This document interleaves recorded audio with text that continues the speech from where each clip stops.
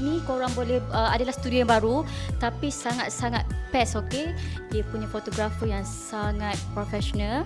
Semuanya berjalan lancar, alhamdulillah. Thank you Huzeifa Studio. Dan kalau anda semua nak datang sini, boleh contact dia orang. Memang best dia punya servis.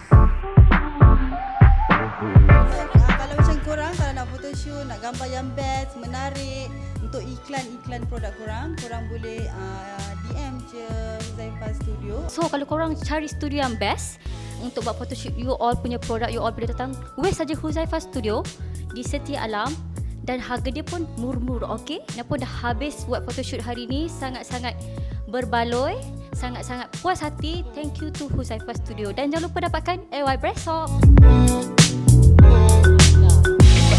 Perlengkapannya cukup, fotografernya mesra dan sangat senang bekerja. Saya suka studio ni sebab first more friendly and comfortable. Yang penting ya, friendly and kalau dia boleh mengikut rentak kita lah as a client. Sebab kita bila as a team, kita kena ada work team, baru best. Workmanship. Yes.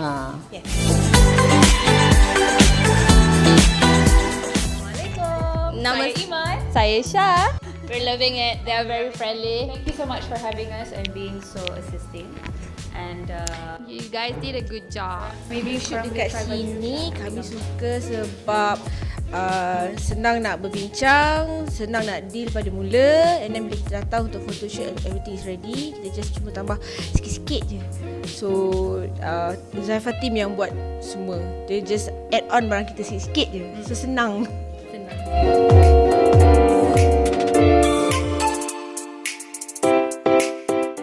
Assalamualaikum, hai. Nama saya Lia Aziz, saya seorang juru makeup. Hari ini saya sedang berada di Huzeifa Studio untuk makeup untuk photoshoot scarf.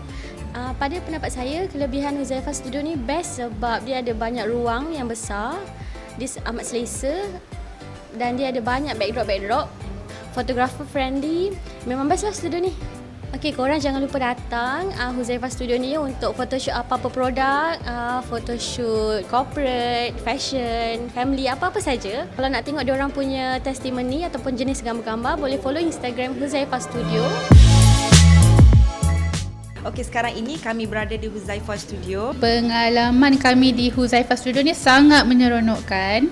Orang-orangnya very friendly dan keadaannya juga begitu selesa. Basically yang saya suka kat sini, so ini kali ketiga sebenarnya kita buat product shoot untuk Zara Natulik. Kami recommend yang kalau nak product shoot boleh datang ke sini dan dapat bantuan daripada staff-staff di Huzeifa. Begitu profesional dan harganya sangat berpatutan. Okey, hai, nama I Bel.